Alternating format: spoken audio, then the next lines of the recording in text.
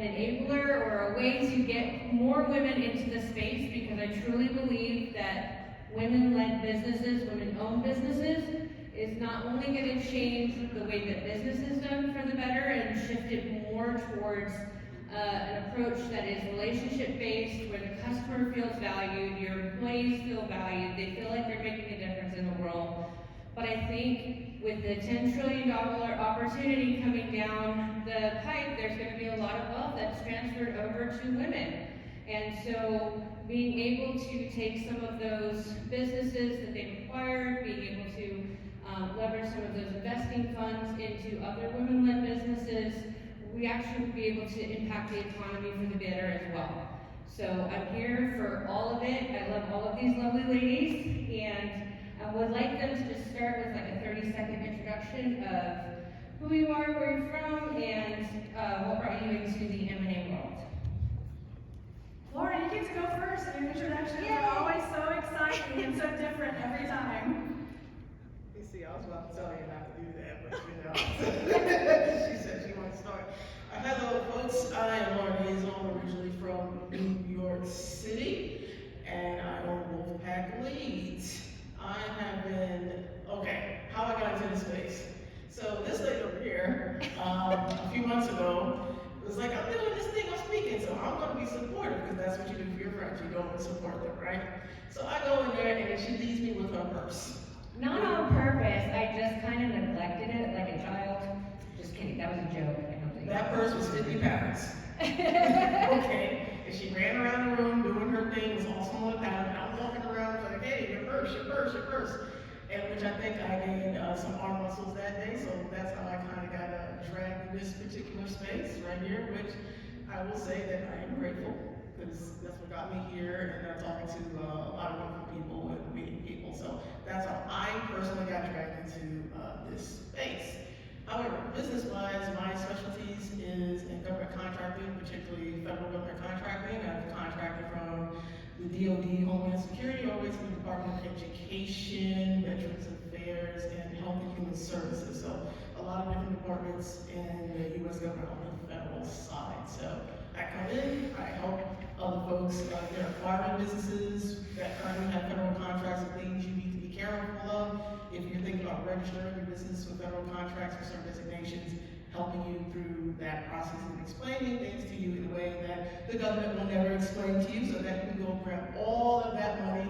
I call government money magic money, because they're the only entity here in the United States that can create money, so they can just create it.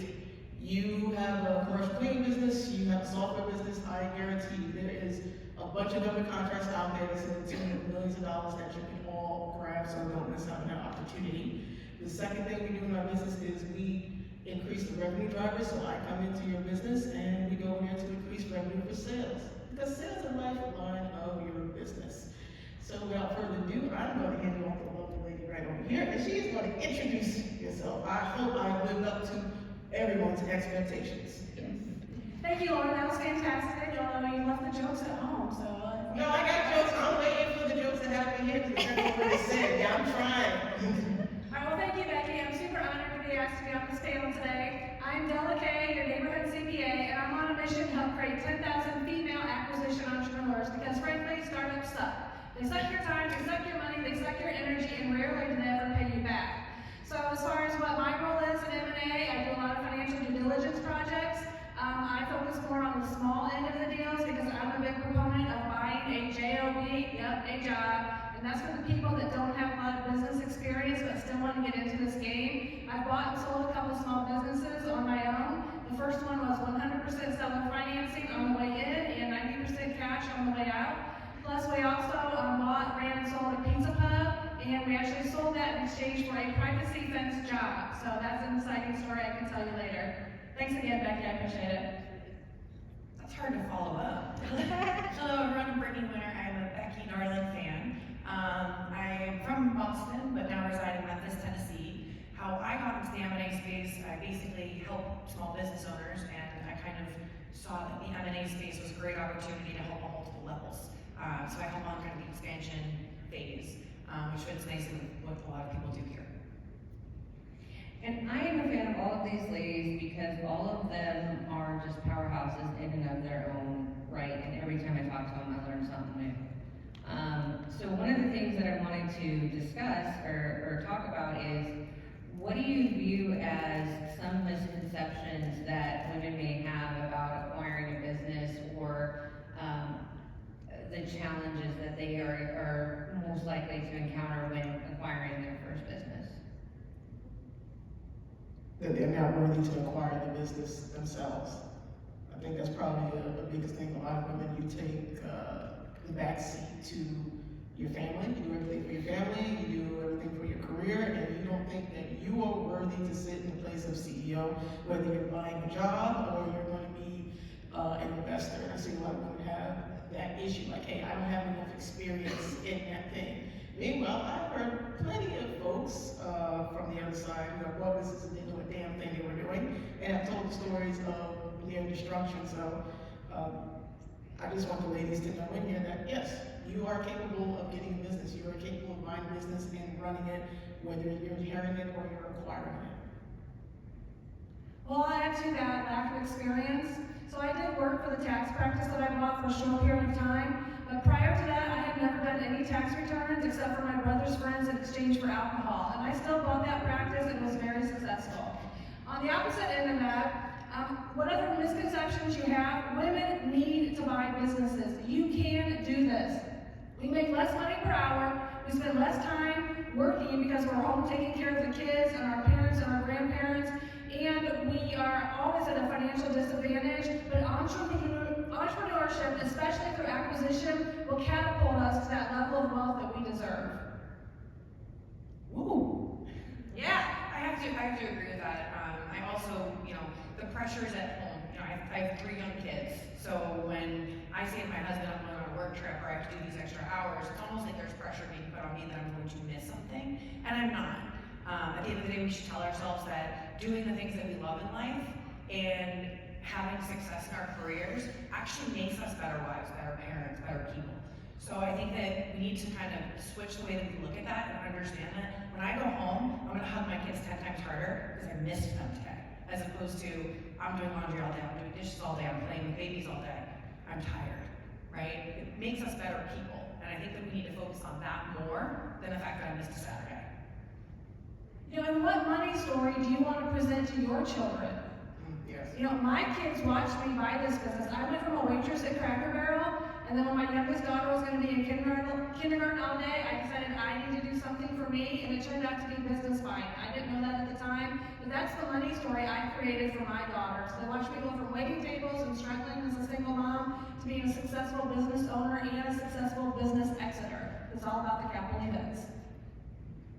I think that's very awesome, and they make really great points. I think one of the things for me that really attracted it to me is I didn't get really active in the ETA space until after, just a devastating divorce.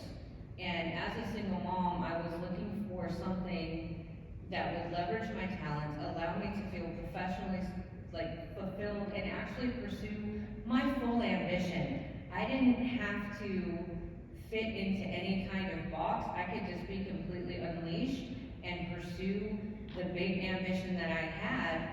I want to build that $100 million holdco. I want to do roll-ups and big exits and empower more women in this space, because I feel like what we bring to the table is a different way of evaluating deals, a different way of operating businesses that is so needed right now. The marketplace is saying we want to be more than transactions.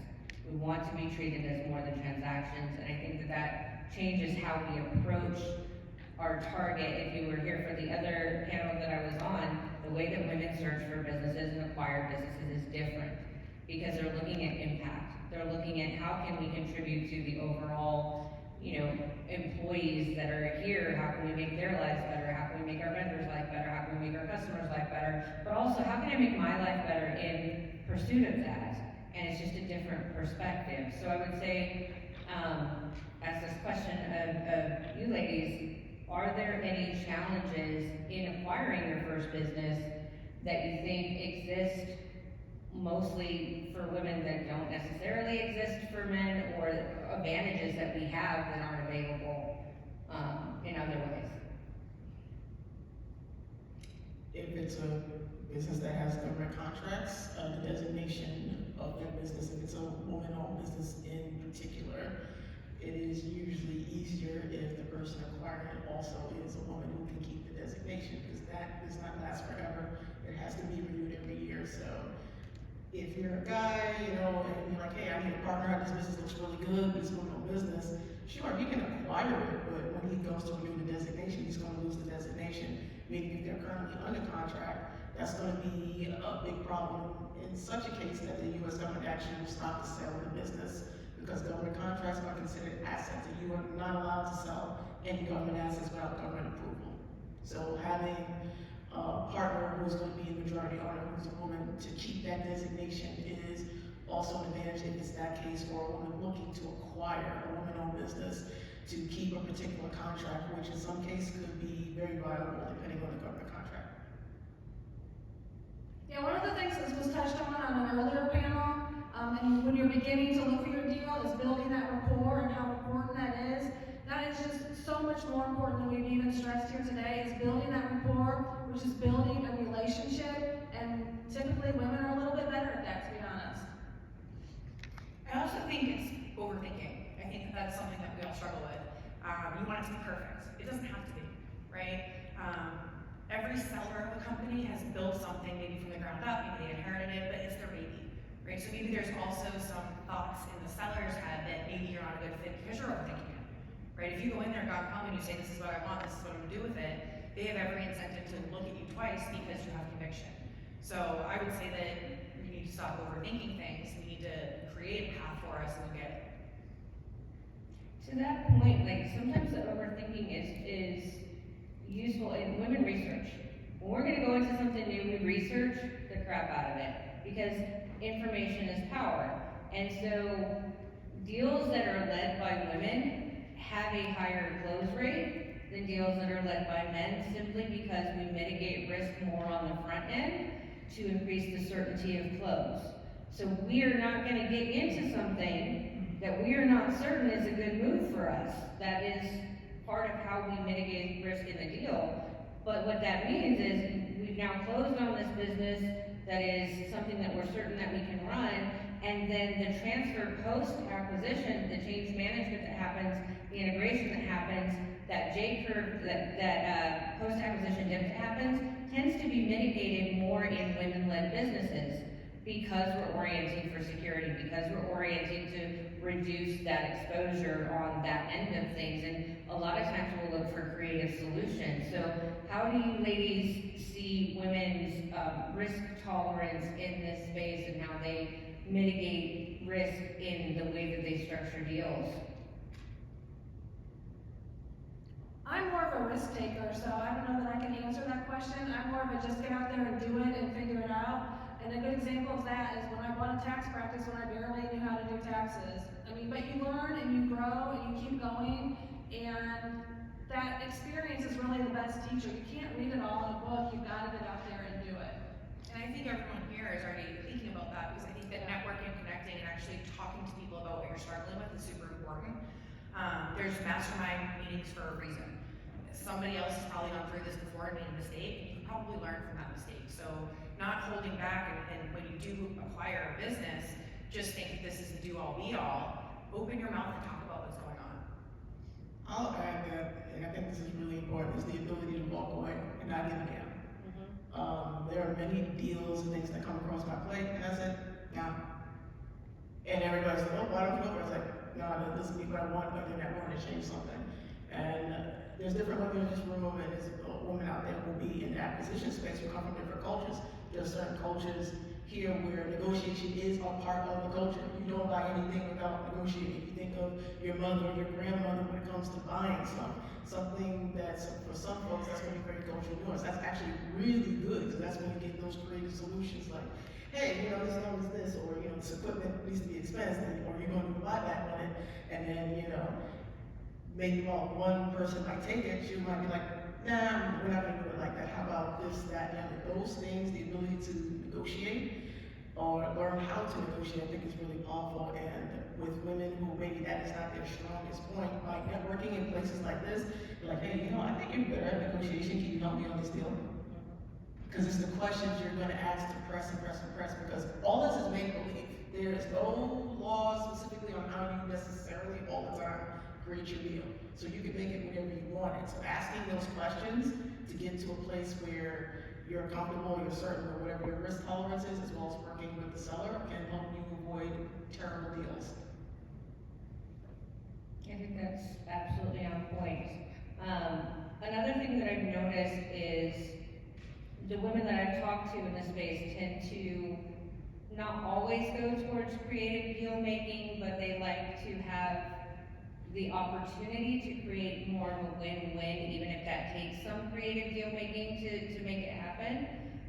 What are some tools or advice that you can give women when it comes to thinking outside of the box to get the deal done or to run their search? Well, I'll share that privacy fence story I alluded to earlier. Now, to be honest, this was actually my boyfriend's idea, but we had a business, it was a bar and pizza pub, and we wanted to sell it, and we had a buyer lined up, but they didn't have a lot of funds or a lot of credit at the time. But her boyfriend did have a privacy fence company, so they went and installed, 6-foot wood fences. And so we found them a nice sized fencing job, and her boyfriend's company went and did that fence and bought the materials, and that money from that fencing customer came directly to us to act as their down payment. And then we set that up on terms, so we were the mortgage holder essentially, or the seller's note. They paid us monthly payments for the business, and because they didn't have a lot of finances, they couldn't buy the real estate and the liquor license also. They could only afford the business itself. So we kept the real estate and the liquor license because those were the more expensive portions and also the easier portions to run. So we split that deal up into what they could afford and what we were willing to keep, and we made a very creative deal that helped everyone. So you don't even have to be stuck to SBA, where am I going to get money? Think of something else that you can offer these people. We offered them a privacy fence job. Yeah, and to that point, so be transparent, right? You're not gonna walk into a deal and say, I have $1 million over here, I'll figure out the financing, I'm gonna bottle that up. It's a conversation, which is also part of the rapport with the buyer, right? So if you go to them and you say, this is my plan, this is what I wanna do, they like you, they know, like, and trust you, you feel the same way about them, this is a great deal personally, the money will come. You just have to be transparent.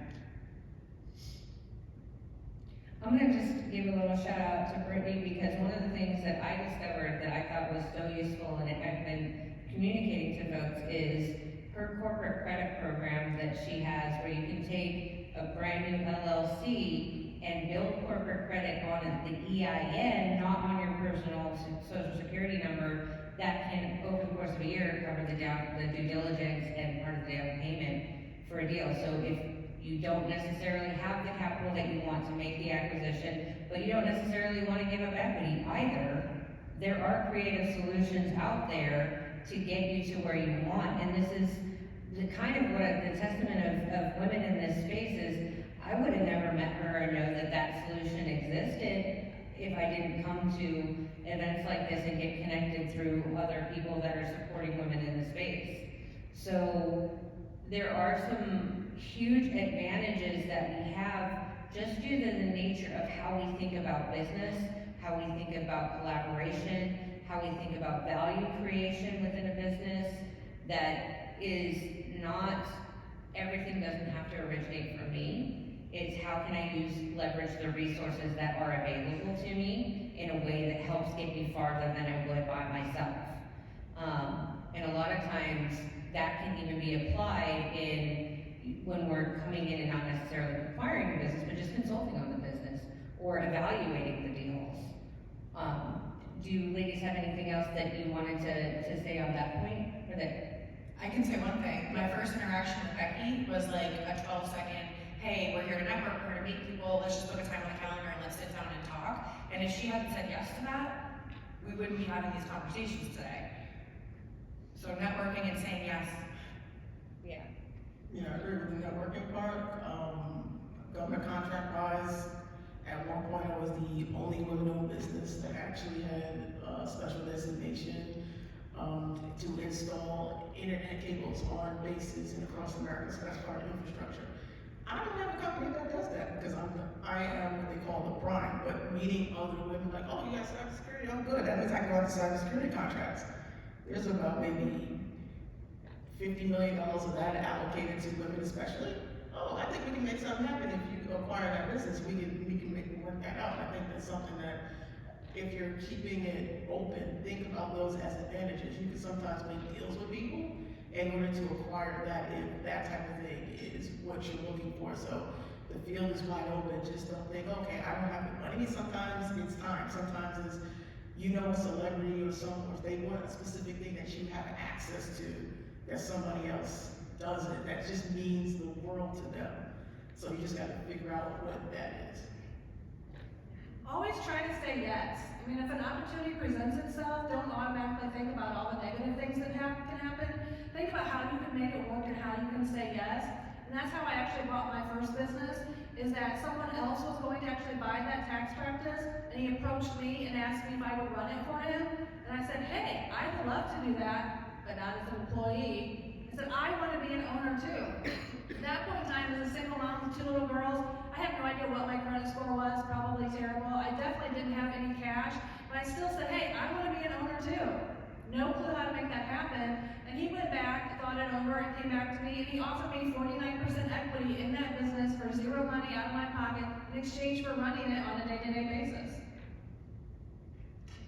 And then just back to the transparency when you're talking about when you're going to acquire, how you're going to acquire the finances. Back to Becky's point, ask the question, do they have corporate credit? Because if they actually have corporate credit and you do a stock sale, the buyer can leverage that corporate credit as their own debt, but it's on the business, it's not personally guaranteed. So ask the question, have you built corporate credit? How much? How much of that can I use? Yeah, every time I talk to another woman in this space, I learn something new. So being open to what I don't know and having the curiosity of, do you have an insight? Like, just even asking for the different perspective of, hey, look, I'm thinking about structuring this deal. This is not exclusive to women.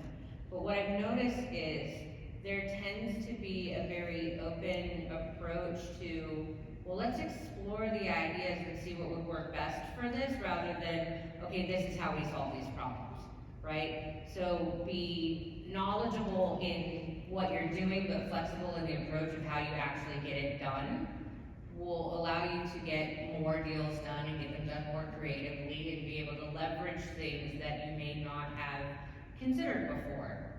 So I think that we're getting close on time, and I want to try to make sure we stay on track here. But I would also like to say, you know, is there anything what would you like to say or wish that people knew as they're getting into it? Because I know we put a lot of emphasis on search, but really the hard part is in running and operating the business. What do you wish that somebody had told you maybe at the beginning of your search or when you were first getting in here? Well, I think we have talked about it quite a bit today, but the transition of that business is really what's going to make or break the deal. And I would encourage you, as you're negotiating the deal itself, because that's sexy, you know, price, amortization schedule, interest rates, those are the fun parts, but be planning out that transition with as much detail and negotiating that transition with the deal itself. And begin by asking yourself 3 questions. What do you need that seller to do to make sure that you are successful in this? What are you hoping that seller will continue to do to ensure your success? And perhaps what do you need that seller to stop doing immediately to continue the success of that business? For example, I was doing due diligence on a business recently, and he got burnt in the pandemic and getting his cargo in. And so to compensate for that, he's buying a shit ton of inventory.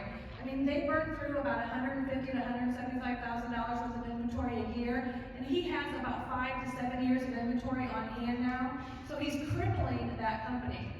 So that's just an example of what you need the seller to stop doing immediately to ensure your success. But ask yourself those 3 questions and plan that out and negotiate that as part of the deal.